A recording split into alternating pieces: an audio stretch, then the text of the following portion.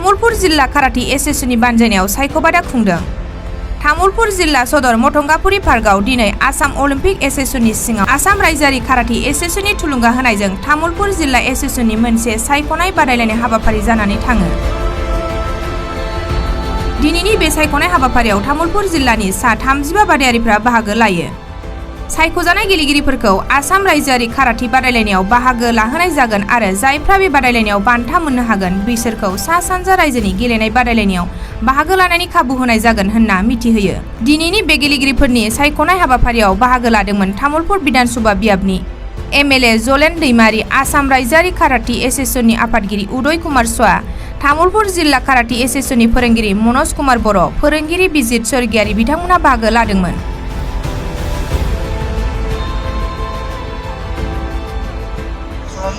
खालामनाय जाहोना जाहैबाय जोंहा आगोल फैगोन स्टेट लेभेलनि टुर्नामेन्ट खुंनो थांगासिनो दङ। बैयाव जोंहा तामुलपुर जिल्ला हिसाबै गोदानै जोंनि गेलेगिरिफोरा गेलेगोन आरो बिनि थाखाय जों दिनै जोंनि गथ'फोरखौ सिलेक्सन खालामनाय जादों।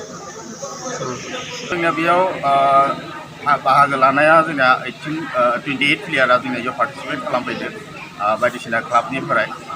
बेनिफ्राय जोङो गासै केटेगरिनिफ्राय सानै गथ' जोङो प्लेयार सिलेक्ट खालामनानै लांनाय जायो।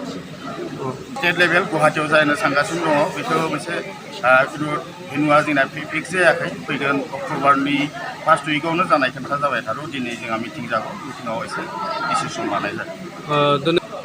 दिनै सारा फैनानै जोंनि उन्दै गथ'फोरनिसिम जे साबायखर बावहरनाय एनकारेज खालामनाय बायदि सुबुं होनलांबाय। बेनि सायाव बिथां सारनिसिम रोजा रोजा साबायखर बावहरनाय। बै सोमोन्दै जेनेबा दा दिनै गथ'फोरा उन्दै गथ'फोरा खेला गेलेयालासिनो जि मबाइलनि फारसे जि गोसो माबा जाबोदों बेखौ एसे खेलाजों गार्जेनफोरनिसिम एसे खावलायनाय जे बिथांमोना जाहाथे मोनाबिलियाव मायबा मोनसे नङा मायबा मोनसे खेलायाव जाहाथे बाहागो लाहैयो बेखौनो आं बुंनो सानगोन।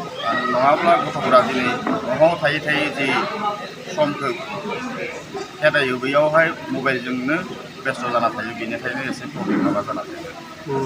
जे गोथावना बाथ्रा जे जोंहा दिनै आसाम पुलिसनि रिक्रुटमेन्ट जेनेबा रिजाल्ट, बै रिजाल्टआव जोंनि तामुलपुर ओनसोलनिफ्राय काराटे गेलेगिरि 7 गथ'आ जोंहा क्वालिफाइड जानो हादों आरो बेनो जोंनि थाखाय मोजां गोग्गाथाव बाथ्रा होनना जों सानो आरो गाव